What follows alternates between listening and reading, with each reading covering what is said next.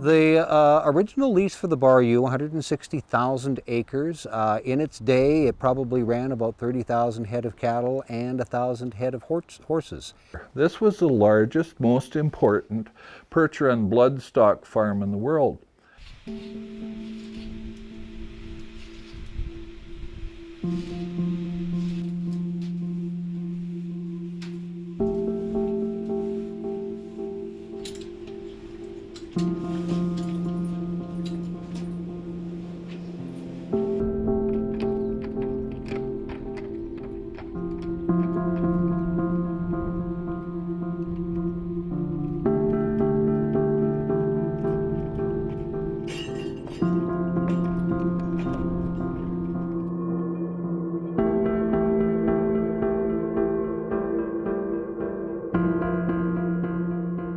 When we had 1,000 animals, that was a lot of work for the farriers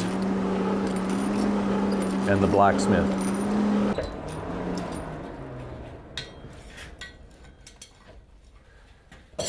The workhorse was one of the strongest animals that man knew at the time and had bred for our benefit, which was working and pulling machinery. We were very successful out here because the West was starting to settle and people utilized the horse quite greatly for plowing the fields, hauling timbers, log work, farm work.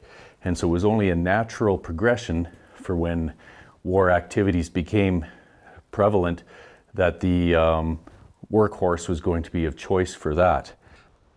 Agriculture in Western Canada thought there's a lot of possibilities here for us to be able to contribute to the war effort and also help our businesses as well. So there was lots of thoughts of being able to provide horses to the Army for transport.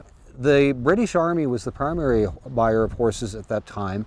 They had come out on a couple of horse buying missions to this part of the world, but they had very specific specifications of what they wanted for horses. They were looking for horses that could tow the guns, larger horses that could tow some of the transports. As the war went on, the British Army actually realized a lot of the attributes of the perch-run really worked out well. They had clean limbs as opposed to the Clydesdales with the great big feathering. They were much easier to keep clean in all those mud conditions. The British actually fell in love with the perch-run horses, and there was perch-run horses going from the Bar-U back to Great Britain to get that breed established in Great Britain. In 1914, they went into the great conflict in the war with 143,000 draft horses in France and Belgium. And at the end of the war, they had none left. They were all killed or eaten.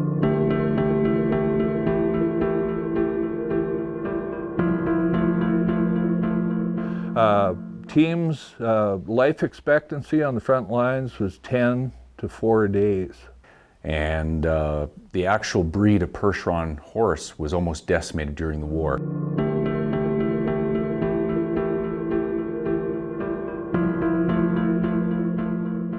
We shipped back to France 53 head of purebred perch-run horses to reestablish the perch-run bloodlines in France. I think we're kind of proud of that.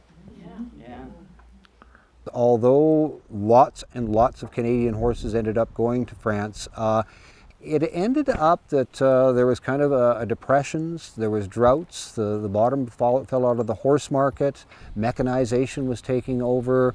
A lot of factors came together that didn't make it the windfall that they thought it was going to be. Their favorite thing is cookies, actually. They love molasses cookies.